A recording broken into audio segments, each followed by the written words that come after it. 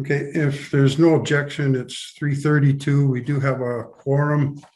So we'll start the meeting of the GOC for September the 27th, 21 via Zoom. And once again, just to make council and the public aware that these proceedings are being visually and audio recorded.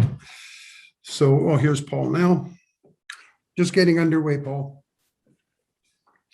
So moving on to the first item on the GOC agenda is a report, operational report from Tricia dated September 2021 on Parks and Rec.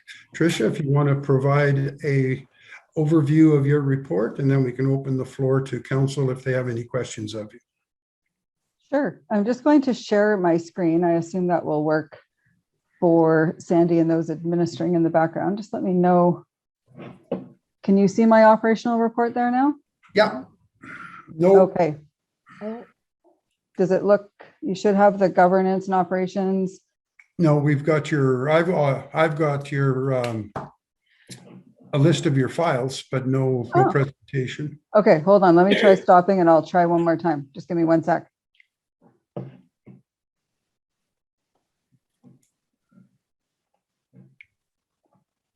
That better?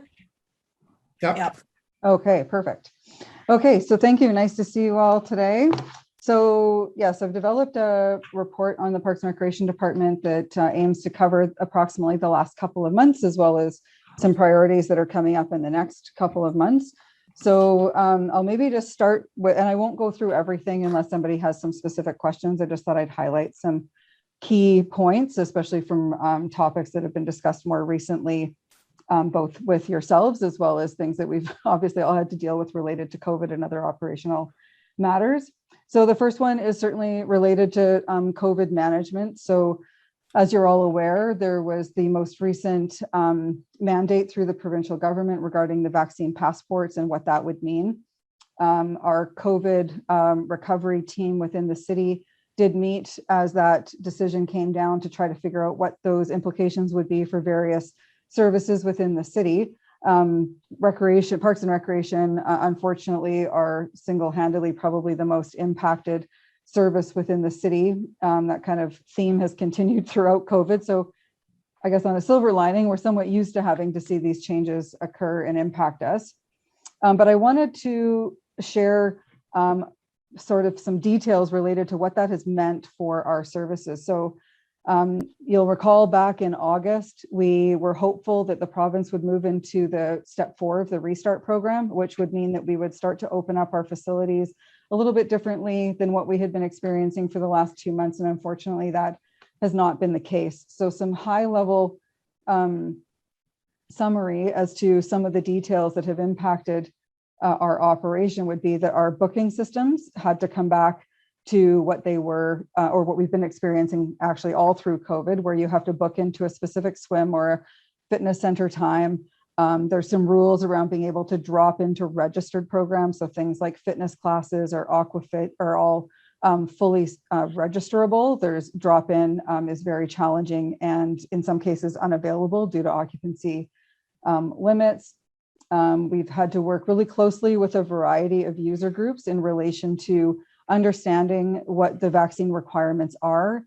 And for those of you that may have people involved in different minor sports or other organized activities, it's been extremely challenging for people to understand what the requirements for vaccine are. And of course, you know, like many things with COVID, the health authorities and the provincial government has had struggles trying to fully understand and communicate what all those details are. So it has had to evolve and change over time. But the groups have been excellent to work with and are certainly wanting to do anything and everything to keep sport and recreation alive and operating safely in the community. So we've had to update all of our COVID safety plans. Of course, we're in the Interior Health, so we're under a different health order than the province, yet unfortunately you have to be somewhat knowledgeable of both of those orders because they float back and forth between each other. I think probably one of our bigger challenges has been the pool and the fitness center in particular, because the rules of engagement are different here. So for example, the pools are exempt related to vaccine requirements. unless we happen to hold an event that had more than 50 people, then that would be different. And our booking times don't qualify as an event, if you can follow this. But if we had an event, then the vaccine requirements would kick in, where things like the fitness center, you have to be vaccinated if you're 12 and over using that space. And it's kind of the one service area that the youth exemption that if you're 21 and under doesn't apply to. So anyone that's in the fitness center in the interior health has to be double vaccinated. So it's been a little confusing for patrons to understand the rules of engagement between the two services, but it's also been another reason why we've had to continue to separate and not integrate those services in this building, just trying to help people navigate how to use the space. And we've certainly had to work with all of our third-party users. So the big ones, of course, are the Trail Smoke Eaters, the curling clubs, and all of minor hockey, and actually all of the ice user groups that are all coming back.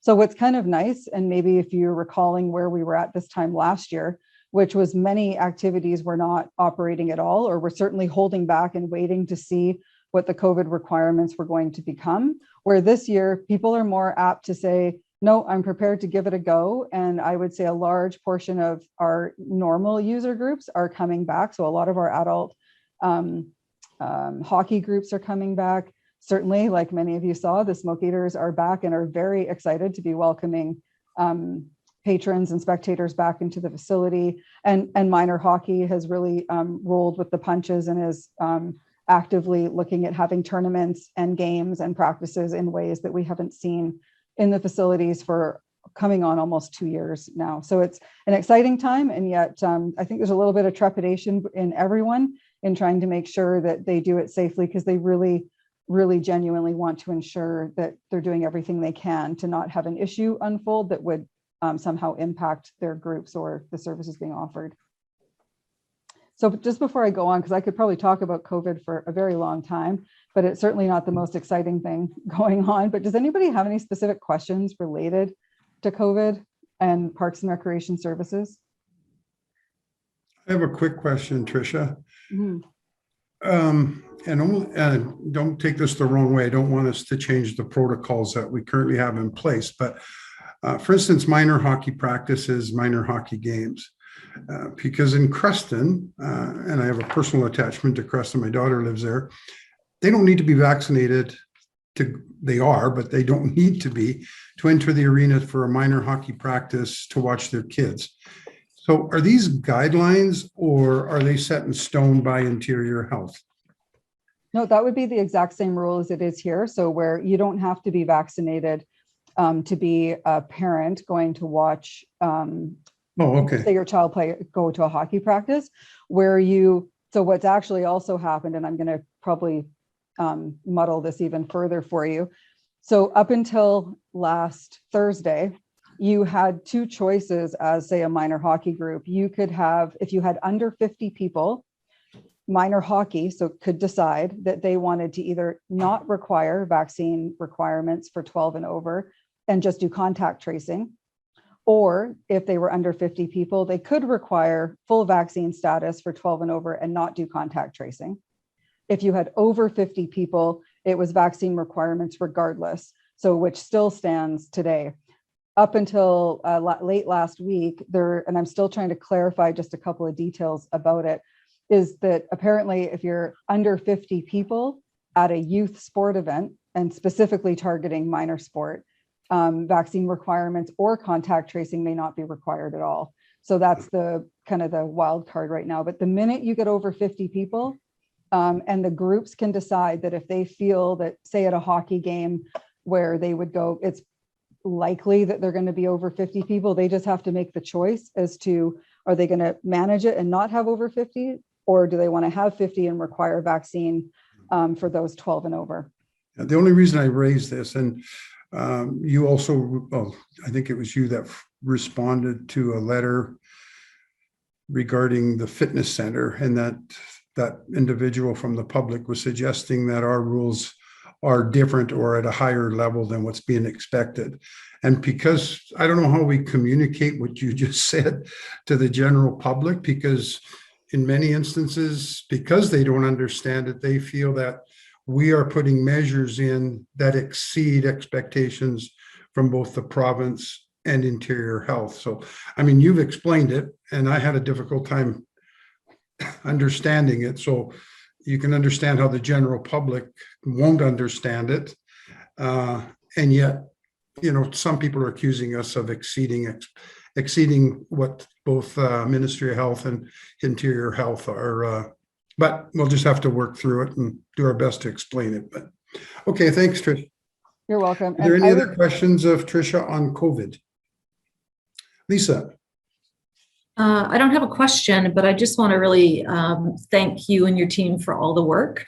It's complex. Navigating this with the ongoing changes is very complex. And of course, with that, it's hard for the public to sometimes get the intricacies of it. But I would like to give our staff the benefit of the doubt and just let council know if there's any questions that come up, please just reach out and ask, because we are very compliant with what has been put upon us, and it's for the safety of our community, and we're consistent in applications. So just thank you for all your work on this, because it will continue.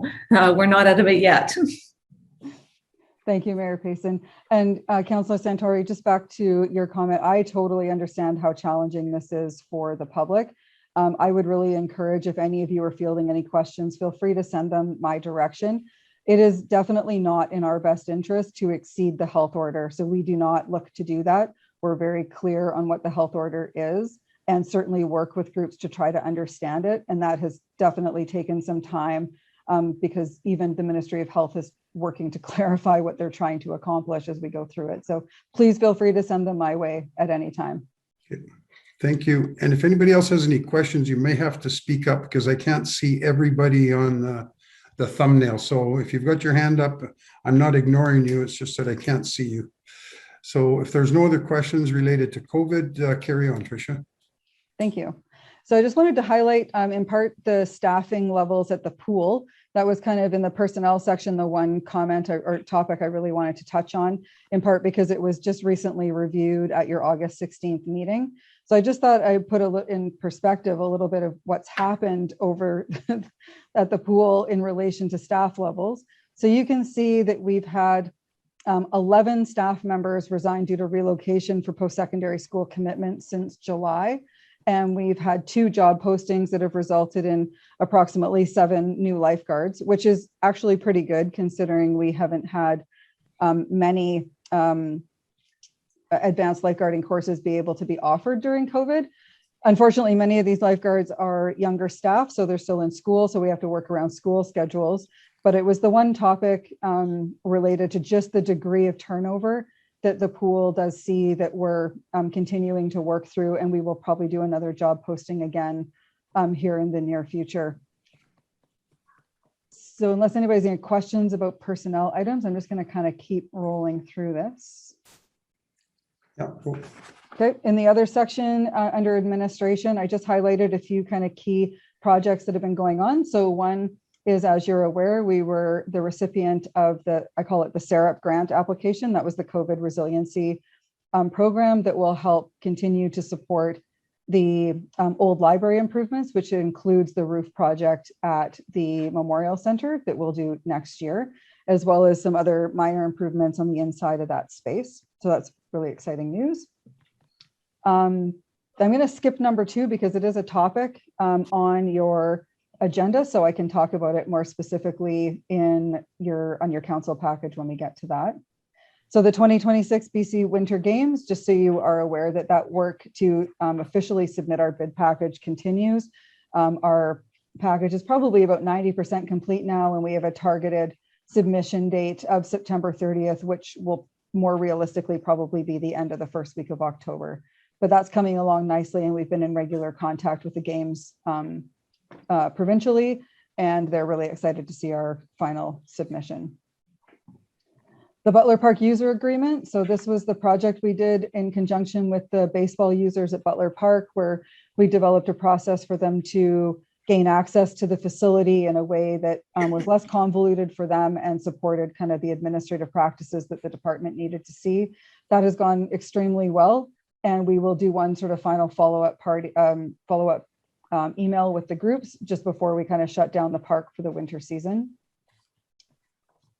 And of course, as you all know, the Beaver Valley discussions are still very much in their preliminary phases, and we're continuing talks with that group on the recreation and negotiation this fall.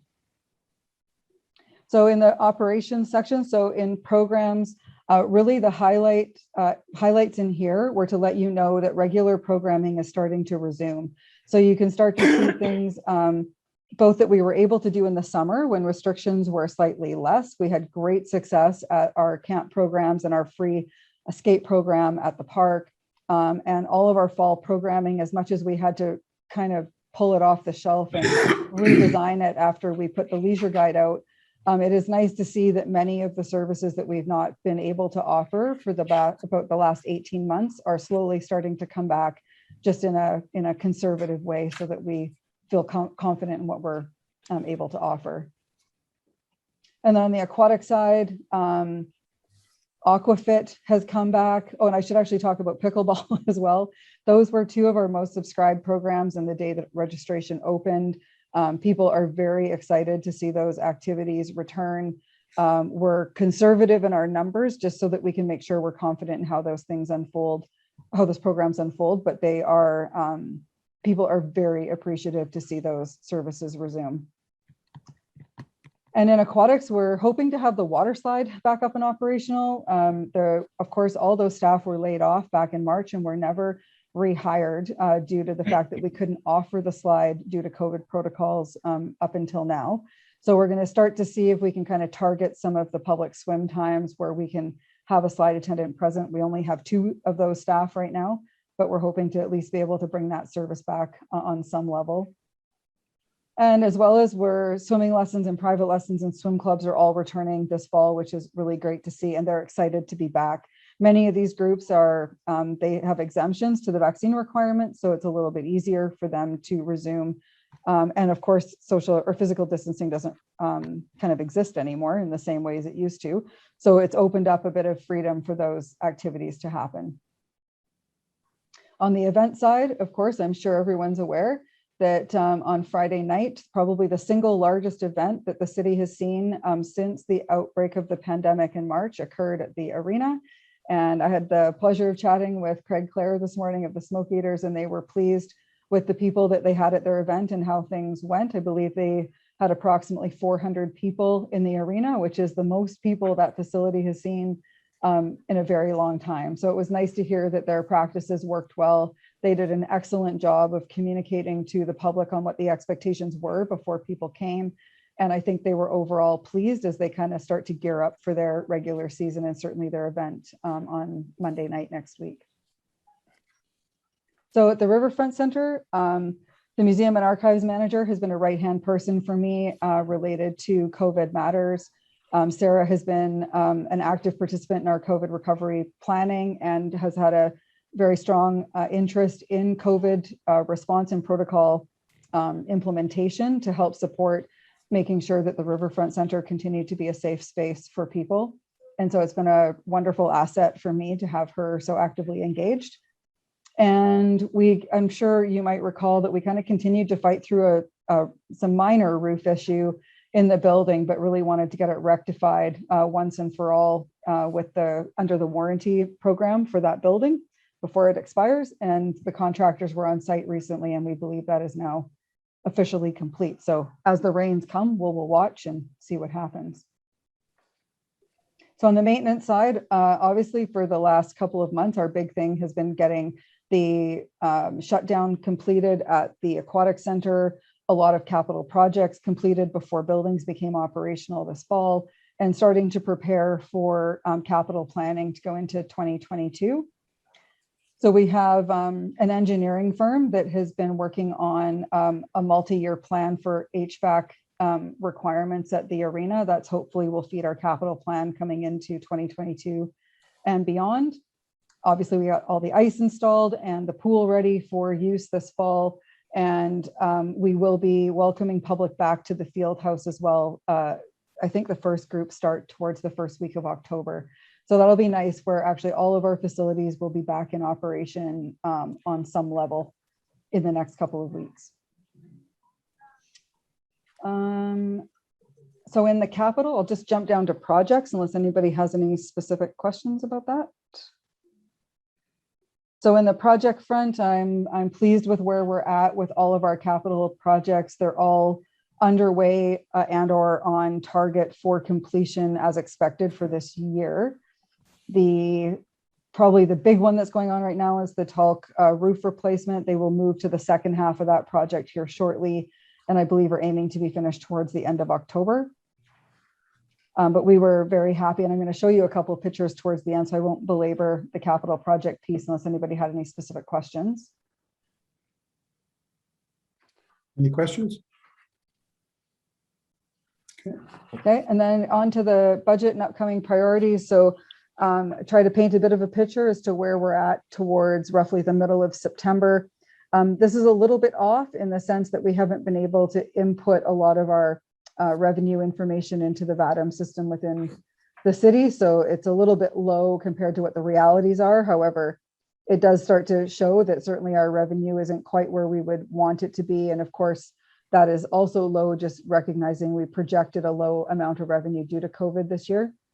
So we'll hopefully have more up-to-date reporting here in the next month or so as we get back on task. But our expenses are on track, which is equally as important in this case because many of those are fixed, and that was where I'm happy with where that's landed. And then my priorities in the next couple of months include the operating and capital budget submissions, the continued COVID management, whatever that might bring. Certainly watching and analyzing the aquatic service levels and staffing needs, and our BC Winter Games bid package. So maybe I'm just going to stop sharing this screen for 1 second, and I'm going to jump to a different picture that I thought you might like to see. Oh, do you still have my, it's funny when you have two screens, it doesn't get happy with how you screen share. Do you see a chart with a whole bunch of red and green squares on it? Yeah. Okay, so this is not meant for you to read only because I couldn't possibly blow it up in a way that you could see it. But this is to paint a bit of a picture as to the complexity of just managing the vaccine requirement within Parks and Recreation Services. So it basically says, on one hand of the column, it'll say, well, if you're 22 and over, and then if you go to all these different things across the top, it would tell you where and when you may need to show proof of vaccine and not. And this has not been updated with the most recent information, Councillor Santori, that you were asking about related to spectators. But this just on a quick glimpse is supposed to show you just how convoluted that health order was. And I would say has been the most difficult to navigate and sort out based on what the province was trying to accomplish. So we think we're close, but it is very much a work in progress. So I just thought you might like to see that. I'm going to stop sharing that screen for a second. And I'm going to show you a picture, if I can find it. Because I thought you might like to see one of the really visible pictures related to our capital project. My apologies, it disappeared here for a second. Let me try.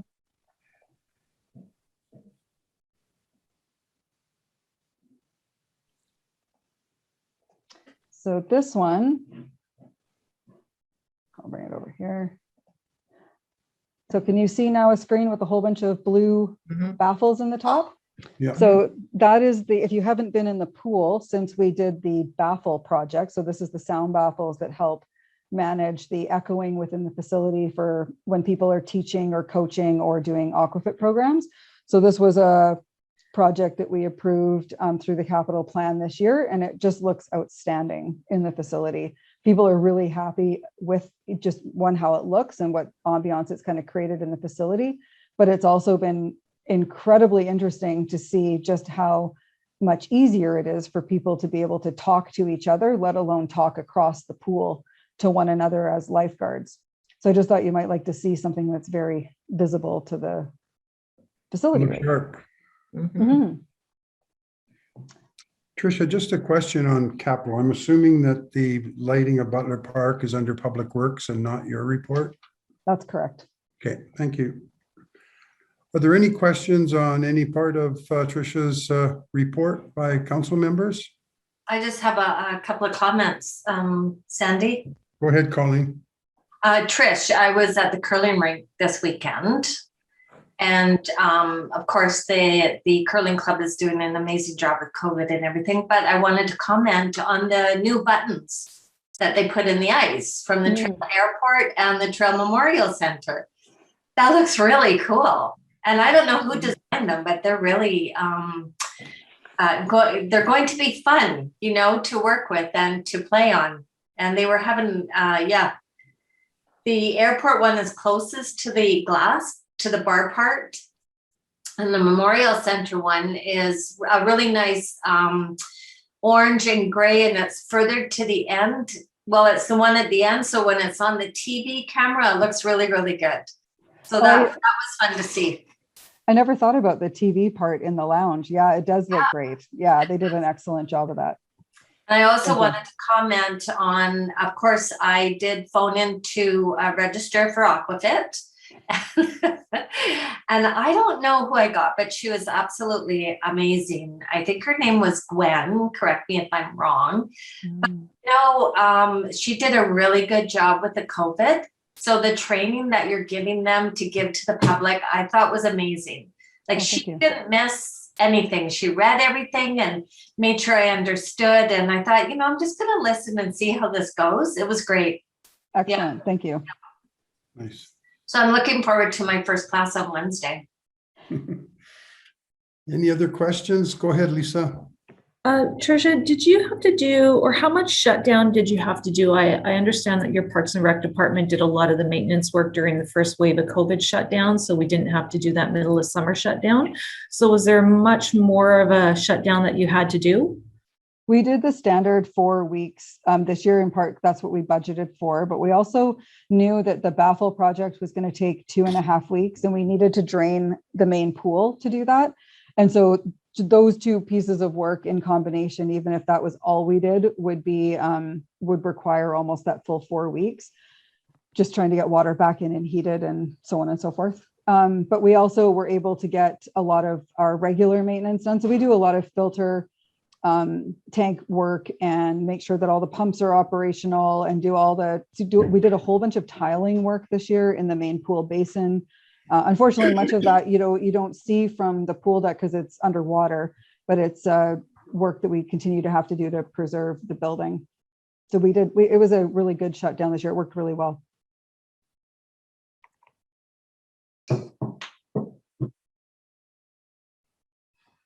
Any other questions? Not hearing any more. Thank you very much, Tricia. You're welcome. Move receipt. Motion by Robert to receive is circulated. Do we have a second? I'll second. Been seconded. All those in favor of the motion? Aye. Opposed? Motion is carried. Thanks again, Tricia. Moving on to the next item is the CBT contribution agreement for the Butler Park lights and netting project. You're going to take this, Trish, as well? I certainly can. Okay. So you'll recall back in August, we alluded to the fact that there was a grant out there that we were looking to move money towards the Butler Pole poles, lights and netting project that's going on. So what this report is dealing with is the termination of what was the Groudage Avenue Esplanade project, which you'll recall we received funding for back in 2019, and we were preparing to do the work in 2020. And then when COVID hit and there were concerns related to all kinds of things related to finances and looking to manage the city's financial picture in this uncertainty that we were facing, we decided not to proceed with that project. So CBT allowed us to hold that project in abeyance. And then when it came up for capital planning in 2021, of course, we were in a situation where we were dealing with a lot of other big priority projects. So we opted not to advance it at the time and had a conversation with CBT, and they were okay with that for right now. And then as the Butler Park light pole project started to really come and gather information, we realized that maybe it would be a good ask of CBT if we could move the funds from the Groudage Avenue project, which we could tell was going to be a very large capital investment to the city, towards this thing that was a more imminent need. So what this project, or what this report is talking to, is the termination of the Groudage Avenue contribution agreement, which was originally signed with CBT, and moving those funds and signing a new contribution agreement with CBT to support the Butler Park pole light and safety netting installation. And the value of that grant was 150,000 roughly. sorry, I've lost it. Oh, $237,225. So the ask of council is to approve the termination of the old agreement for Groudage Avenue, and to grant the city to move that money to the Butler Park light pole and safety netting project. So moved. Moved by Colleen. Do we have a seconder? Second, Robert. Seconded by Robert. Any discussion? All those in favor of the Oh, motion? Eleanor has her hand up. Sorry, didn't see it, Eleanor. Go ahead. Trish, I'm concerned that the Groudage Avenue so-called project is going to be kind of swept under the rug. Is that not true, I hope? That's my hope too, Councillor Gattafoni Robinson. So the project is what we do know, and because we went through the whole process to tender that work. We did all the design work. So the project is now shelf ready for the most part. And of course, Chris McIsaac's department has done a lot of the work in preparation for knowing what the underground utility work requirements are. So we have a lot of information with that project. So when we are ready to go, all that work is not lost. We can definitely carry it forward and hope to be able to build it into future developments that we can incorporate that work into. Thank you. Any other questions? Just a quick question, and maybe Chris would be better to answer, but will we be pursuing other possible grant applications for the Butler Park lighting? Are there any out there that we're aware of? I'm not sure if Chris is right at his computer. If he is, I'm sure he will jump on. But I'm not aware of any at the moment, Councillor Santori, but we're certainly got our ear to the ground on grants for all kinds of things related to infrastructure programs. So I don't know if Chris knows of any specifically, but I'm not aware of any myself at the moment. That's fine. I don't want to put We you guys haven't on. found any either, so. Okay. All right, that's great. So any further questions on the transfer of funds from CBT? If not, all those in favor? Opposed? Motion is carried. Moving on to the request from the Trail Curling Association to retain the lease agreement as per last year's direction by council. Again, this is all COVID related, and their ability to whether or not they'll be able to attract enough players to the back to curling, with even though it's opening up a bit more, there is a lot of doubt. They showed a deficit last year of some $6,500, and there's a lot of unknowns. As a matter of fact, their ice maker forfeited his increase or her increase for this year to help them out, and they're coming back to ask the city to continue with the lease as current as is currently. So do you have anything further to add on that, Trish? No, I think I would just like to express my appreciation for the Trail Curling Association, as I would for all of these volunteer groups that have worked so tirelessly in our community to continue to offer these services in such trying times. Like it's a tall order for these groups with just COVID. Now they've got COVID and vaccine, and they're still willing to come forward and develop these plans. And I can appreciate their concern related to not knowing what the future holds and what the uncertainty may be with the state of the union, really, when they don't know what the uptake for their services will be or how things will unfold. I know they were really excited to have this big event that was scheduled for September. And of course, they had to curtail that a little bit. And it's just a really good example of things that, you know, they put their best foot forward and have to take half a step back. And yeah, their ask is to hold their lease. I'm personally really pleased to know that they're still curling. Yeah. I'll Um, make that recommendation as put Second. forward. Second, Robert. Colleen, you had a question? No, I just had a comment, Sandy.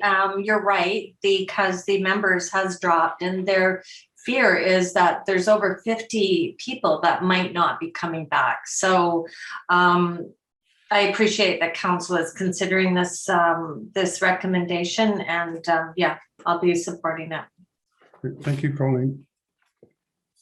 Any other discussion? If not, the motion is to retain the lease as currently written. All those in favor? Opposed? The motion is carried. The next item on the agenda is awarding of the contract to the Trevor Memorial Center HVAC unit and ducting project. Trish? Thank you. Yeah, so this report is dealing with the HVAC unit that serves what was the old library space. So we just talked about in my staff report for the department that we received some funding for the roof project, as well as some other details within the old library space itself. However, back in the day, we didn't have all of the details when we wrote that grant application to include the HVAC unit, which we know was on its last legs. So that particular unit has failed. It no longer provides HVAC services to that space and needs to be replaced, in order for that space to be occupied. So COVID is one of those things where not only do we need HVAC systems in all of our public spaces at regular times or pre-pandemic, but COVID has definitely highlighted the need to ensure that we have effective and working HVAC systems in our public spaces as well. So this is a new project that was not originally on the books for 2021. The recommendation is to develop or to have a new capital project listed for 2021 in the amount of $185,000. And part of that expense would be also in the award of the HVAC contract and ducting work to serve this space to Kootenay Mechanical in the amount of $135,620, and that should say plus all applicable taxes and charges. So just so you're aware, there was a minor change in both your agenda, because I think it says that the contract amount to West Kootenay Mechanical was inclusive of GST. It should say plus all applicable taxes and charges, just so that there's no confusion there. And I know Michelle will adjust the ultimate resolution if it's passed. So I just didn't know if there were any specific comments. We've talked a lot about the old library space over time and the need for this particular unit. The one question I thought that might come up is, of course, because of the roof project that's coming, to say, well, why would we do this now versus wait until the roof project is done? So we can actually mount this particular unit in place where it won't have to be removed or impede the roof project going forward, and will not add any additional cost to that project as well. We'll have to deal with the other units on that rooftop space and elevate them, but this one we can mount in a proper way where that won't be a problem. Move as recommended. I have a Second. seconder. Just a question. I'm a little confused, and maybe I'm not reading this right, that we're allocating 185,000, but the contract is only for 135. Yeah, so I'll just point you to the financial section, Councillor Santori. So there's a couple of things in there. So 6.4 talks about some DDC upgrades. Okay, no, I got it now. Okay. I got it. Okay, thank you. You're welcome. All those in favor of the motion? Opposed? Motion is carried. Next, we move on to the Active Transportation Network Plan Consulting Services and contracting of that award. Chris? Yes, hello, Chair Santori, Mayor and Council. Thank you for having me tonight.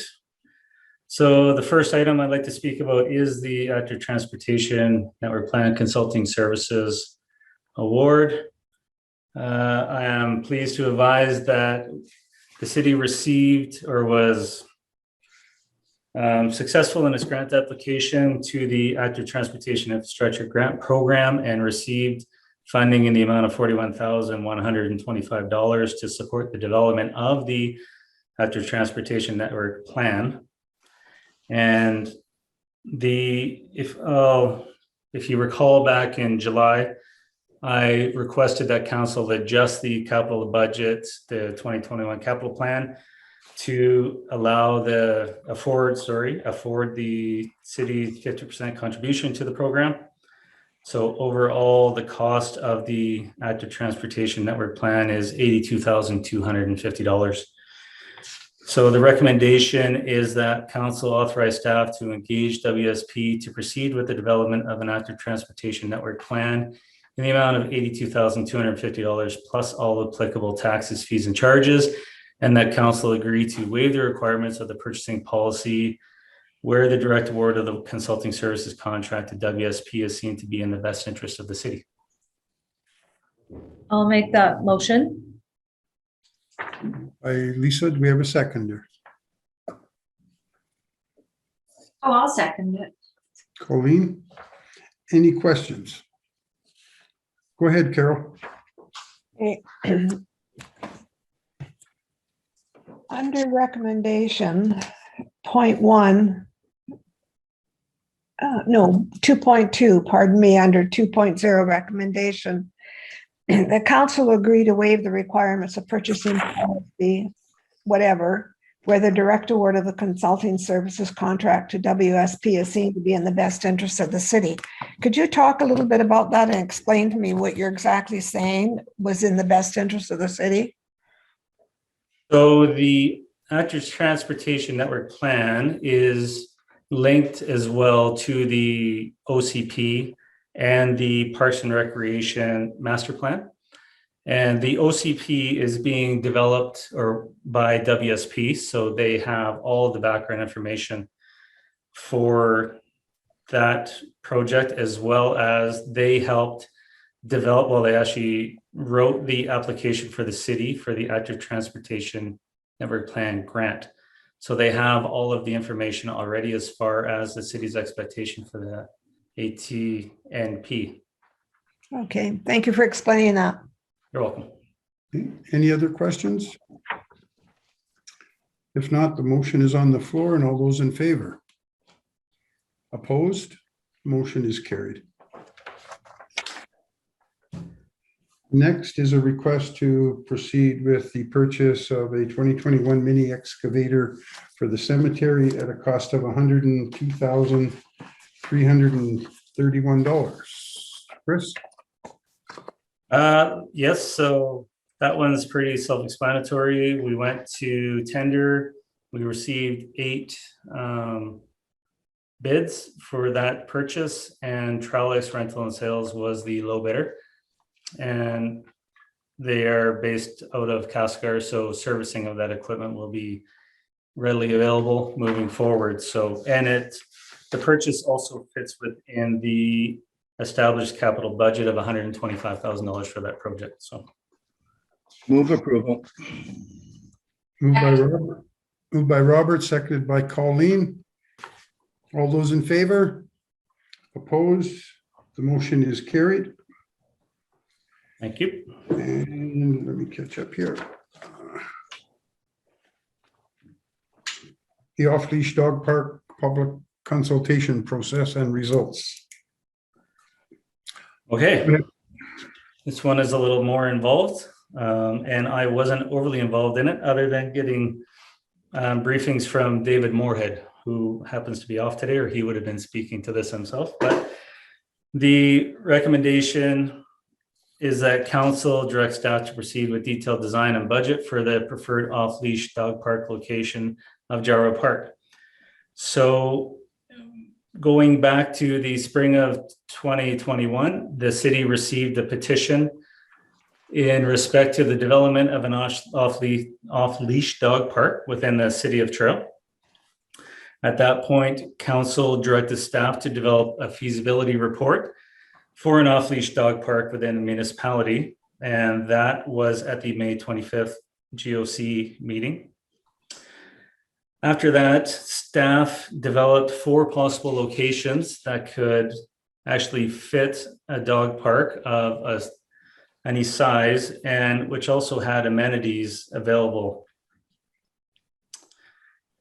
As a result of that, staff engaged WSP to assist with the development of a communications plan to go to the public and ask for their input on the development of a dog park within the city of Truro. So from that, the respondents, 911 respondents, preferred Gyro Park as the location within the city of Truro for the dog park. There was another location which was a close runner, which was the Centennial Park. So Gyro Park received 699 votes, or 89%, and followed by Centennial Park, which received 557 votes, or 84%. So that was in the 4 options that were provided by staff. There was also a second module which was put to the public where they could select a location. So there were a number of locations which the public suggested we could use. However, some of them were not in the city of Truro, so they got discounted. And others did not receive enough votes to actually be supported by staff. So staff is supporting the recommendation that we look at the development of the dog park at Gyro Park based on the votes received from the respondents to the online survey. So now we're requesting council approval to proceed with the development of the design and budget development for that location. What are council's wishes? I'd like to ask a question, Sandy. Yeah, go ahead, Eleanor. Chris, under 4.4, the preferred location within Gyro Park is a passive green space. Where is this green? Where is the passive green space? Do you know? Obviously, I hope you do. Yeah, it's between the skate park or the boat launch and the main portion of Gyro Park. So if you recall, a number of years ago, the city developed a number of new parking stalls along Dyke Road. Yeah. It's right in that area there. Okay. Any other questions of Chris? My hand's up there, Sandy. Oh, sorry, Robert, go ahead. Well, I don't think that's a particularly good spot, to tell you the honest to God truth. Down below the boat ramp down there would be a reasonable thing in Gyro Park, but that's putting another thing into Gyro Park. Plus, you're going to have competition for spaces for the skate park and for the dog park. And before those dogs get into a dog park, they're going to be moving around outside there. And I just don't think, I know that people want it in Gyro Park. They seem to want everything in Gyro Park, but I don't think it's a wise decision. I think below the area there by the boat launch could be developed somehow, or another alternative. But I'm not sure that that's going to be a good spot to put this park. I could speak to the area below the boat launch or in the boat launch vicinity. So that would be within the Columbia River riparian area, and it would be extremely difficult to receive permitting to install fencing in that area or any other amenities. We were extremely fortunate that we put the skate park forward prior to the update to the Fisheries Act. Otherwise, we don't believe it would be there. So, Carol, you had a question? Yes, well, I tend to go along with some of what Robert is saying. I have concerns. We can't even get dog owners now to clean up their doggy doo on the streets. We see that all the time. And so I'm concerned as to how many owners are going to go into the dog park and clean it up when they can't even do so on the street. And I'm also worried that some dog owners are just going to drop their dogs off there for a couple of hours and leave them and go off and do shopping or whatever they want. We don't have anything that says that the dog owners are required to stay there while the dogs are in the park, do we? I believe attendance would be a part of using the space. So if anybody saw a dog in the dog park unattended, then we would have to manage that. So is there going to be somebody there all full time, or are you just relying on people reporting that? We would just have to rely on people reporting that. There won't be a full-time attendant there. Okay.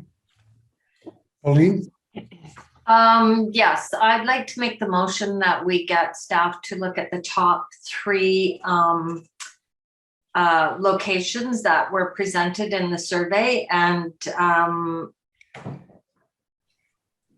I'm looking at option 5.2. So if we get staff to further review other locations, and I'm suggesting the top 3 locations from the survey to see if there's a better place or a better opportunity for the dog park prior to completing a detailed design. So I'm just looking at 5.2 under the options. I mean, clearly we're not comfortable with Jarrow Park. Well, not all of us are. I'll second it. are there any questions?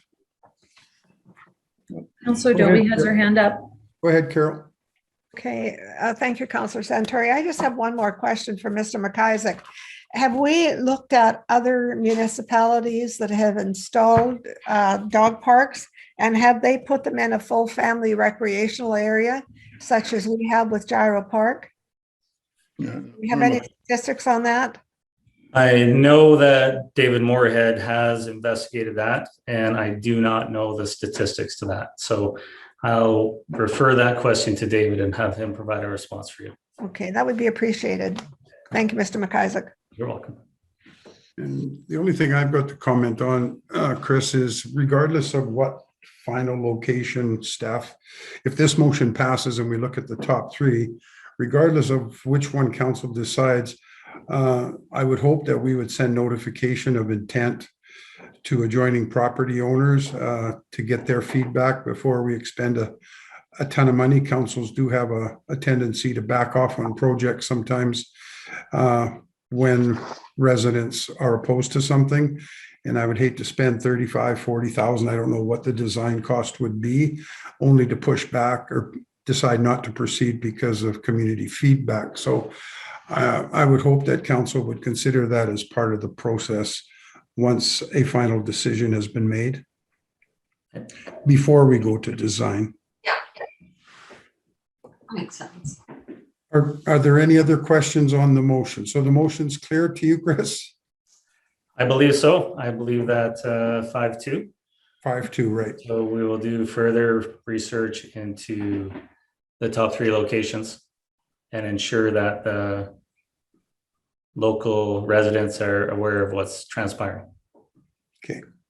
All those in favor of that motion? Opposed? Not hearing any, the motion is carried. Thanks, Chris. Thanks, Chris. Thank you. The next item on the agenda is the replacement of the HVAC system in the RCMP building. Chris? I believe that's for Michelle. Oh, okay. Michelle. I could just give council a quick summary reminder that we did reach out to you via email poll with respect to the RCMP HVAC system upgrade due to some significant delays that were experienced and the need to get on with the project. So this report is coming to you to endorse the decision that was advanced, that council approved the award of the RCMP HVAC replacement project contract to Venture Mechanical Systems Limited at a base price of $146,957, plus all applicable taxes, fees, and charges. Any questions regarding the project? There was Move 2 bids. approval. Okay, moved by Robert, seconded by I'll second. Lisa. Any questions? Not hearing any. All those in favor of the motion? Motion is carried. Okay. Bear with me here for a sec. Next on the agenda is the Extended Hours Child Care Center in Tadnak. Michelle? Yes, thank you, Chair Santori. So as council is aware, the city has supported the development of an extended hours childcare center to be located on city-owned property on Kootenai Avenue in Tadnak. The project was originally advanced by Bach and Associates, working in concert with the Greater Trail Community Skills Center, and they were really championing the need for an extended hours childcare center. And we were very fortunate in identifying a location and receiving grant funding to support the construction. We've awarded the contract for the construction and project management to WSP. And at this point, I am advancing a proposal from Bach and Associates for consulting services that they are supplying to the project in terms of the development of the business planning for the most part for the center. So looking to identify a experienced operator to take on the operations of the center. They're also providing some input to the preliminary design work. And so with that, the proposal is coming to council for consideration. We do have some certain categories within the grant funding allocation that we can target the consulting services. And it is being suggested that the $75,000 of funding for business development fund a portion of this work. And there's $14,000 for services that were related to detailed design work that Mr. Warren Prue provided support to the project. And so those would be funded under the professional fees budget, which has a total budget of $75,000. And that's what staff would recommend that we advance under contract with Bach and Associates. They have further suggested or requested that $12,230 of funding from the Columbia Basin Trust grant monies that have been awarded to this project be made available to Bach and Associates so that they can spend the time to identify other fundraising avenues and so, or to secure materials for this project. And at this point, staff wouldn't recommend the use of those funds. It's early on in the process, and it's suggested that once an operator is brought on board, a nonprofit operator, they would better be utilized to secure additional grant monies that may help this project come to fruition. And so the recommendation is that council authorize staff to retain the services of Bach and Associates for the business and operational development services at a base cost not to exceed $89,000 plus all applicable taxes, fees, and charges, and that council agree to waive the purchasing policy by sole sourcing this servicing contract to Bach and Associates for the purpose of continuity, and where the direct award to the consulting company is seen to be in the best interest of the city. Okay, do we have any questions or motions to bring forward? I just wondered if there's any possibility of any conflict of interest with Bach and Associates being in on the original proposal and then putting a submission in on the planning. Thank you. Michelle, do you want to respond to that? Well, in answer, they've working in concert with the Skills Center. They have been integral to this project coming to this point. So in fact, having them aligned and on board to provide, I'll say the consulting services required to bring the operator on is considered to be quite necessary. Carol? Thank you. Yes, I'm not trying to say anything against Bach and their services. They're very professional and have done some great work in the city.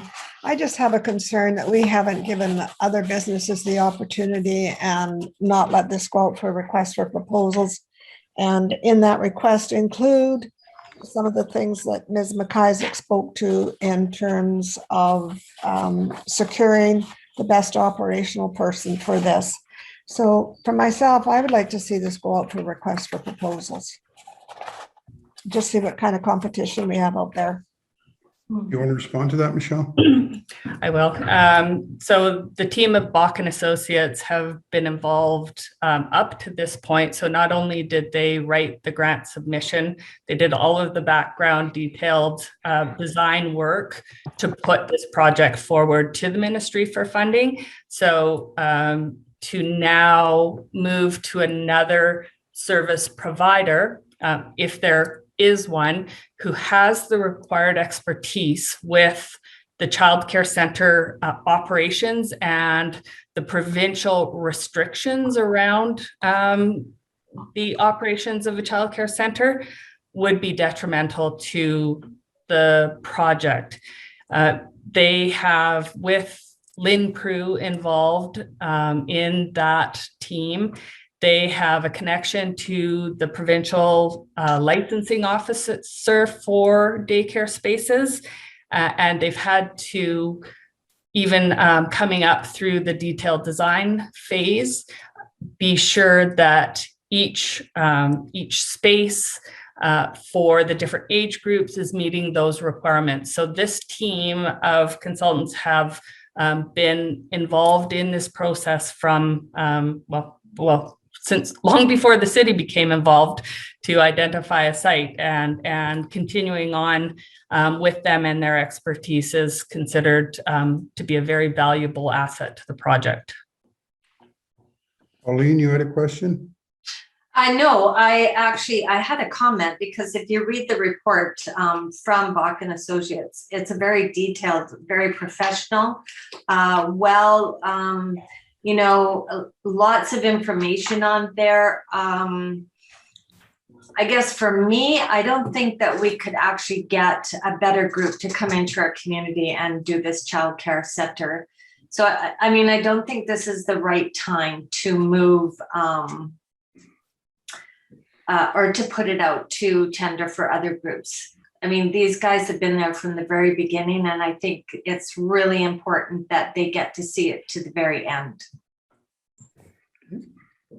Any other comments?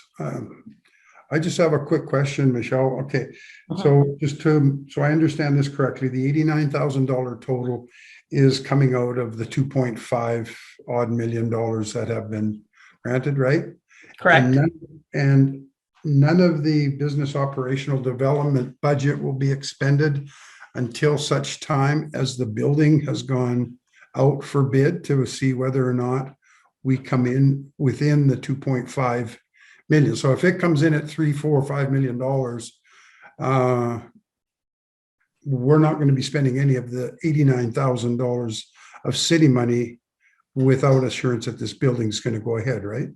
So some of these efforts around identifying an experienced operator to run the service under contract with the city for 15 years out is already underway. So some of those costs will be expended, but we're very close to having a detailed design now prepared. We are meeting with the WSP and Bach and Associates team on Wednesday of this week to review the architectural renderings and site plan for the project. So we're very close to being in a position to go for proposal call for design build contractors.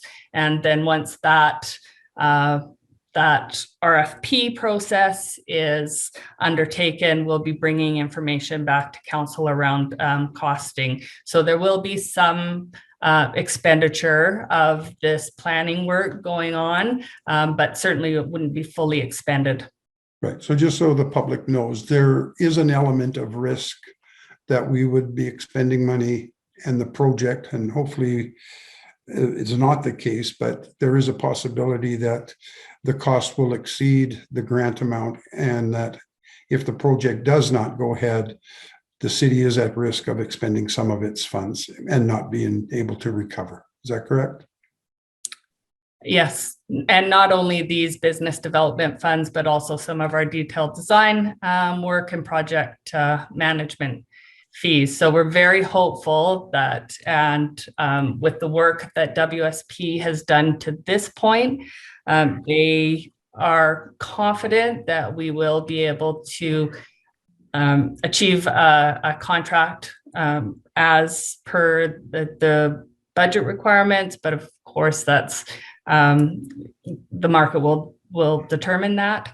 But from all of the review of WSP to this point and working through the detailed design and some of the engineering around it, they are feeling they'll be able to deliver the project under budget.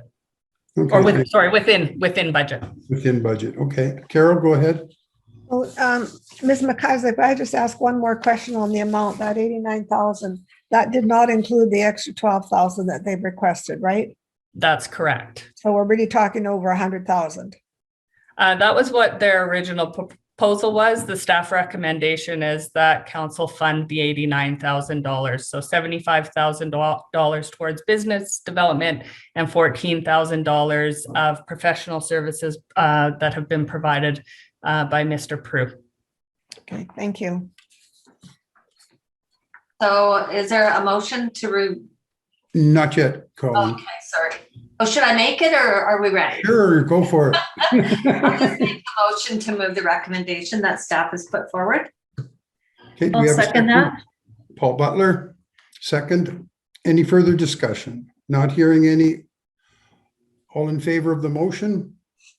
Opposed? Sorry, let's do that again. All those in favor?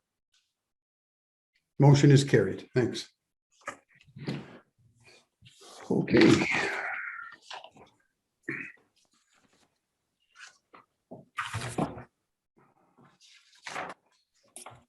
And now grants and aids and sponsorships. Are there any questions? If not, items 5.1, 5.2, and 5.3, a motion would be in order to receive as circulated.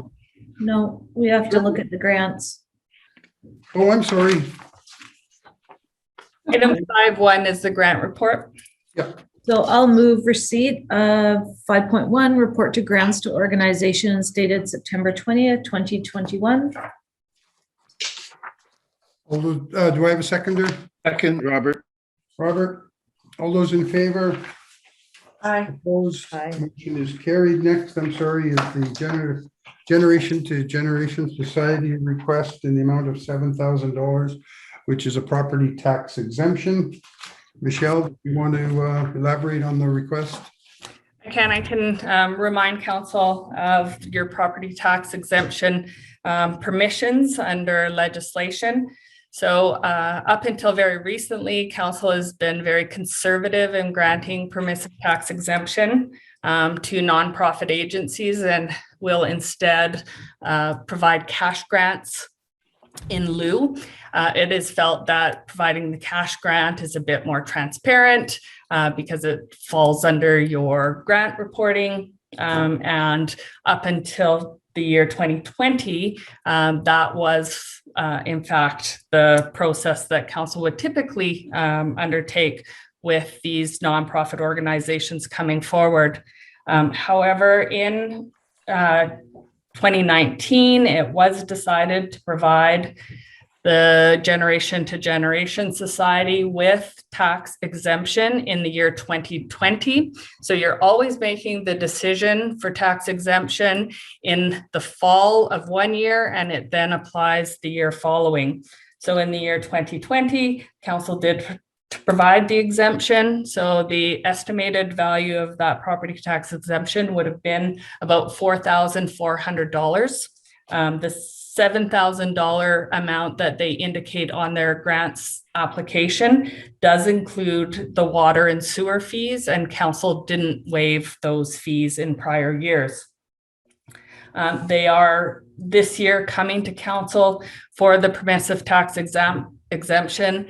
This is likely to be the only property that would be included on a permissive tax exemption bylaw if you do authorize it at today's meeting. So just so you understand kind of the administrative process that's involved there, with a direction from council to provide permissive tax exemption, staff will prepare a memo with respect to the bylaw that would be prepared. We are required to advertise in 2 editions of the Trail Times when we're undertaking permissive tax exemptions. And then we would bring the bylaw to you for 3 readings at one meeting and adoption at the following, and then be in touch with BC Assessment about the bylaws adoption, and they apply the exemption following. So with all that said, if you were to provide a cash grant instead, not only is it a bit more transparent, but also the administrative process is very simplistic, whereby city staff would provide a response letter to generation and issue a check requisition so that a check is sent their way. So if council is agreeable to providing some financial benefit to Sanctuary, you may want to consider reverting to your cash grant. Just as a suggestion, the Generation to Generation Society has not sought a cash grant from council this year. And so may be appropriate for council, rather than pursuing the permissive tax exemption for next year, to instead provide a cash grant. Okay, it's all coming out of the same pot anyways. Go ahead, Lisa. So I would like to make a motion to provide a cash grant of $6,000 to the Generation to Generation Society. My rationale is, when I look at the organizations that we tend to do cash grants to, they kind of range between $4,000 and $10,000. I think it's important for us to keep supporting families and children who maybe do not have the means, or because the parents are working, are not able to be home after hours. So it does provide somewhere safe for the children to go. I think providing a cash grant is more transparent. If we ballpark it about $6,000, it will pay for the property tax exemption, plus it'll provide some additional funding for whether they want to put it towards their utility billing, that's fine, or use it for their programming, that they can have the flexibility to do that. And I think it falls within the range. Then also this year, again, coming out of COVID, we aren't getting the grants, as many cash grants as we typically do. So I think it's a pretty safe year to revert back to a cash exemption. So my motion is for a cash grant of $6,000 for the Generation to Generation Society. Thank you. Do we have a seconder? Seconded by Paul Butler. Any other questions or discussion? So I have a quick question, please, before we Go move ahead. on. So when I'm reading this and I go to the next item that's on the agenda, which is the Community Services Society.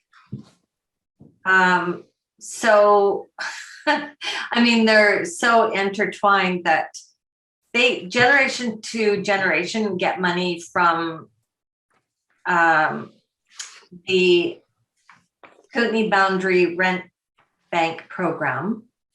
We give the money to the Generation to Generation, and we give money to the Rent Bank Program. I don't think we've given money to the Rent Bank Program. That's a new request. Agenda. It's a new It's a new application. request for us to look at, but we've never provided money to the Castlegar District Community Service Society for the Rent Bank Program. Okay, thanks. You know what? I hadn't seen it before, so I was a little bit confused about what that was doing there, because it is connected to the Generation to Generation Society. Okay, I'm good. Thank you. Thanks, Colleen.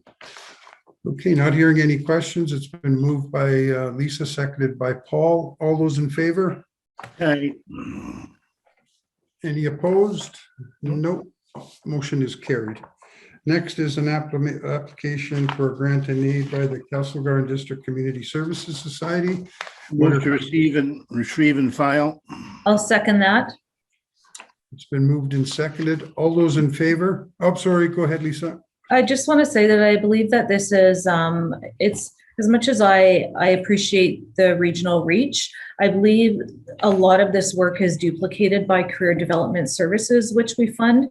They try to find housing for people who are having trouble with that, and they also help them with their resumes and many of the administrative functions here that allow people to finish out their applications in order to get placed in a housing situation. So I think $5,000 a year is a lot of money for a program that is regional, and we should be focusing more local for it.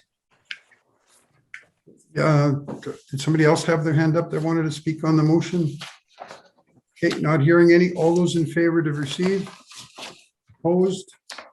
The motion is carried. And I believe it's called for adjournment. And we'll I'll reconvene. move with- adjournment.